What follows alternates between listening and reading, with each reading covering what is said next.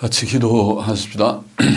하나님 아버지, 부족한 종에게 이제도 성령님의 충만함을 주셔서 주님 천주교의 비평의 이 강의를 잘 마무리할 수 있도록 은혜 주시기를 소원합니다. 하나님의 영, 진리의 영께서 우리 가운데 계시오니 부족한 종을 주장하시고 또 함께 강의를 듣는 모두들에게 은혜를 주셔서 바른 깨달음을 주시고 분별력을 주셔서 주님 옳은 것을 옳다 그르고 그른 것을 그르다 하고 교리적인 문제와 윤리적인 모든 문제의 정로를 주님 분별하게 하여 주시기를 소원합니다. 감사하며 예수님의 이름으로 기도하옵나이다. 아멘. 자, 이 시간에는 천주교의 비평 이제 마지막 결론적인 부분까지 우리가 좀 생각하십시다.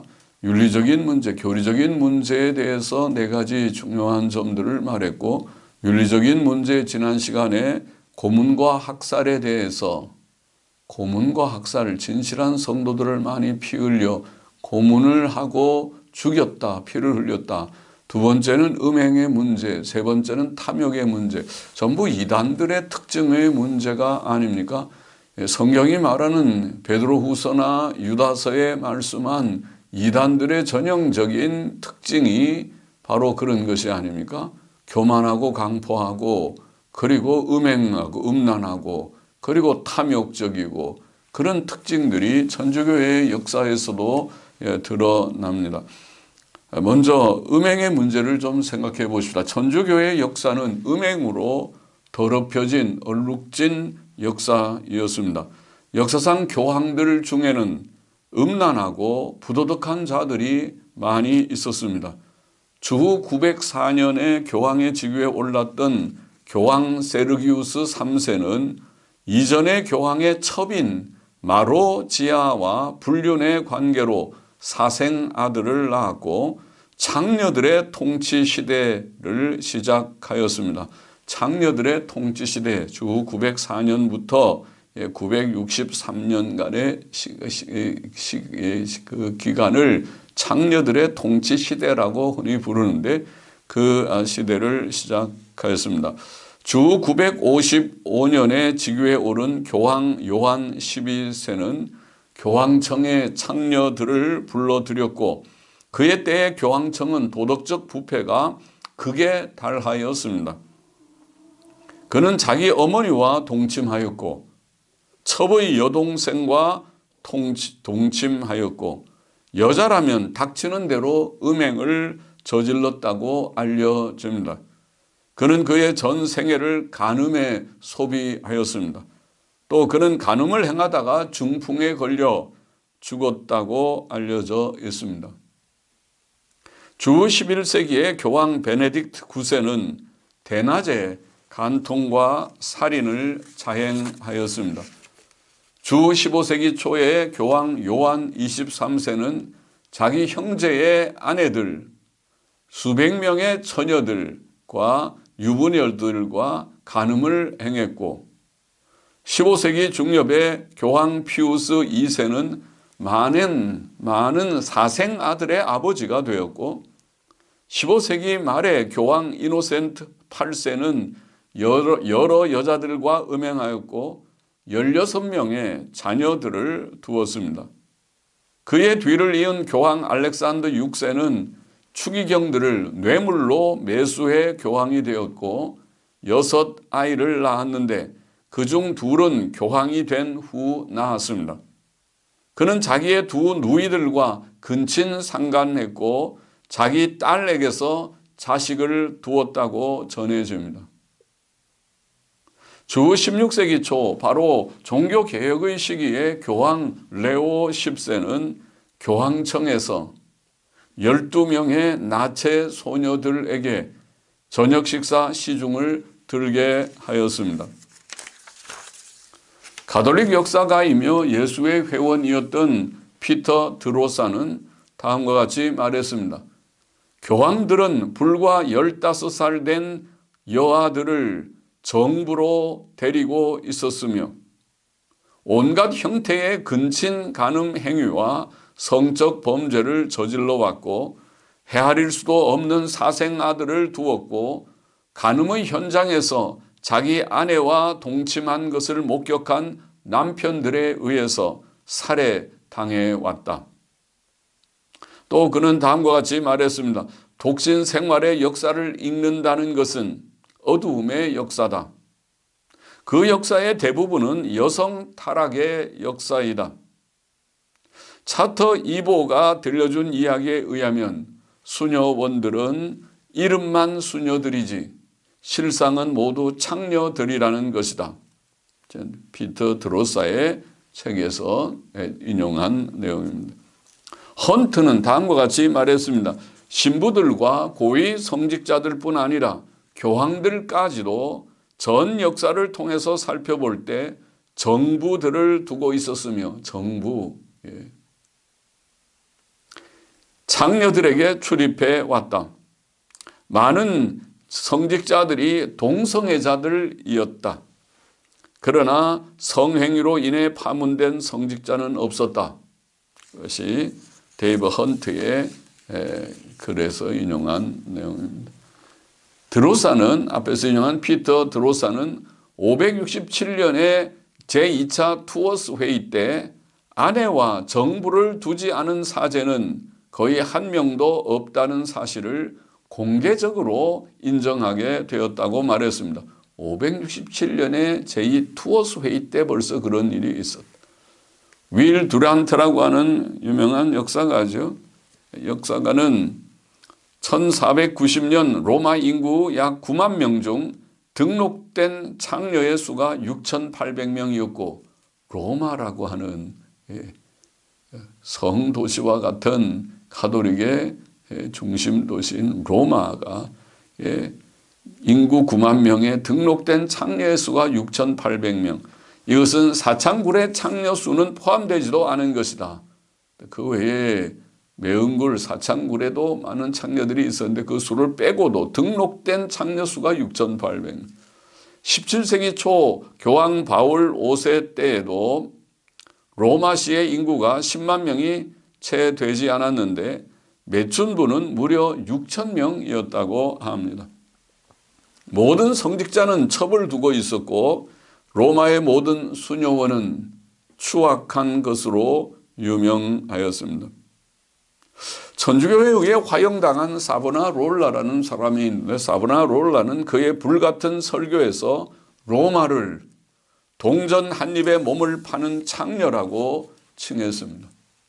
또 그는 사제들은 모든 자에게 영적 죽음을 불러오는 자들이며 그들의 경건은 창녀들과의 동침에 있다고 비난하였고 또 1,000명, 10,000명, 14,000명의 창녀들이 로마에게는 오히려 부족하다.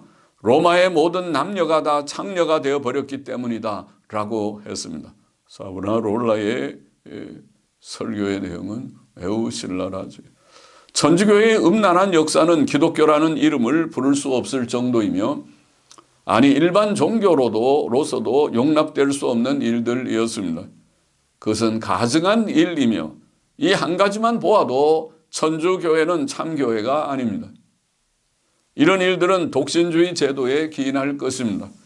사람은 누구나 약합니다. 그러므로 사도 바울은 정욕이 부릴 듯 하는 것보다는 결혼하는 것이 낫다고 고린도전서 7장 9절에 교훈했습니다. 독신주의를 주장하면서 뒤에서는 이런 부도덕한 음행의 역사가 있다는 것은 참 수치스러운 일이 아닐 수 없습니다. 천주교의 또 하나의 윤리적 문제는 물질의 탐욕에 있었습니다. 자, 우리가 윤리적인 문제 세 가지를 지적했는데 지난 시간에 고문과 학살, 또 이번 시간에 음행, 그리고 마지막 세 번째 탐욕의 문제입니다. 교황들은 세속적 권력을 가지고 수백만 달러가 넘는 매우 값비싼 왕관들을 썼습니다. 그것은 그들이 누렸던 물질적 풍요의 표이었습니다. 교황들은 제2바티칸 회의 때까지 공식적으로 진주와 보석으로 장식된 티아라라는 삼중관을 썼습니다.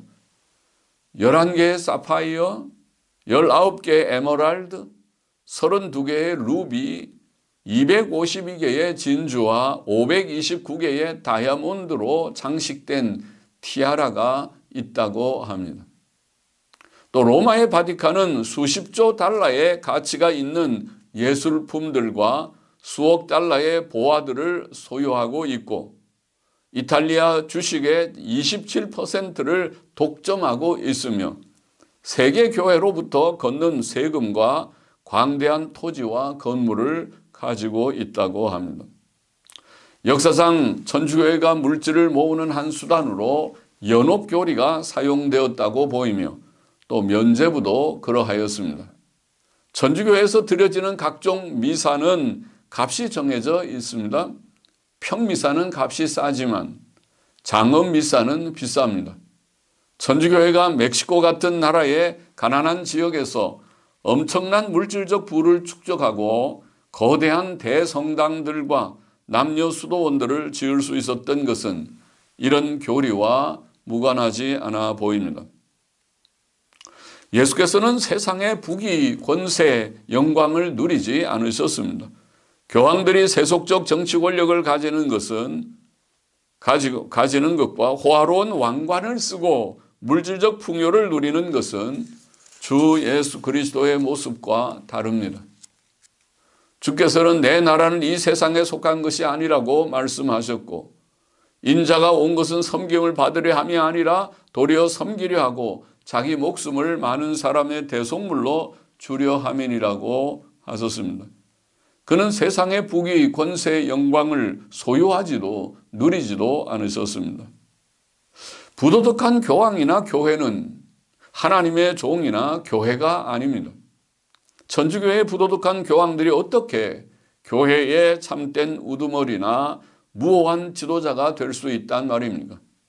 그런 자들은 하나님의 교회의 우두머리나 무오한 지도자가 아닐 뿐 아니라 참되고 유일한 머리이신 예수 그리스도의 권위와 영광을 부당하게 탈취하는 자들입니다. 부도덕한 교황은 하나님의 종이 아니고 부도덕한 교회는 하나님의 교회가 아닙니다. 주께서는 거저 받았으니 거저 주라고 말씀하셨습니다. 종교를 빙자하여 돈을 버는 행위는 하나님 앞에서 큰 죄악입니다. 또 교황들이 참으로 영혼들을 연옥에서 풀어줄 권세를 가진 자라면 돈을 받지 않고 그 권세를 행사하려 하지 않는 것은 참으로 나쁜 일일 것입니다.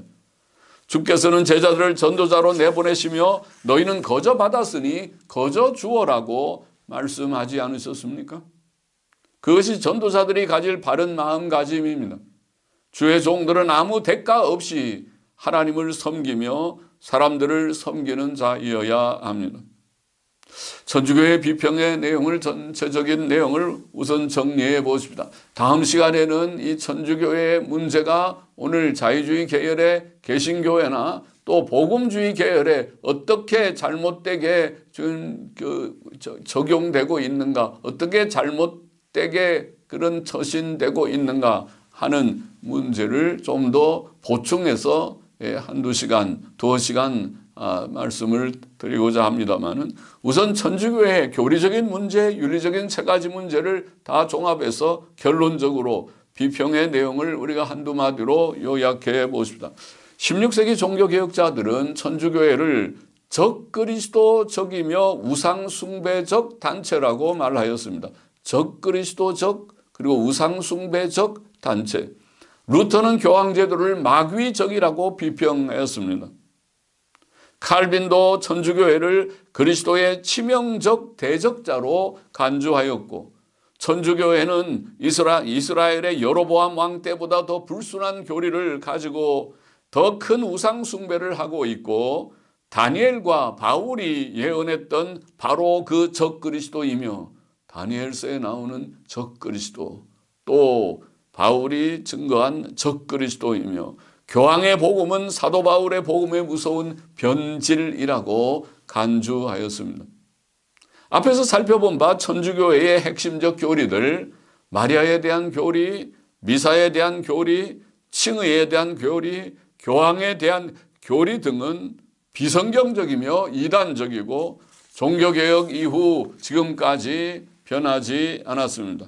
또 오늘 생각한 어제와 오늘 지난 시간과 오늘 생각한 윤리적인 문제, 고문과 학살, 음행, 탐욕의 문제도 거기에 덧붙여야 될 것입니다. 그러므로 천주교에 대한 16세기 종교개혁자들의 판단과 태도는 오늘날도 여전히 정당하고 유효합니다.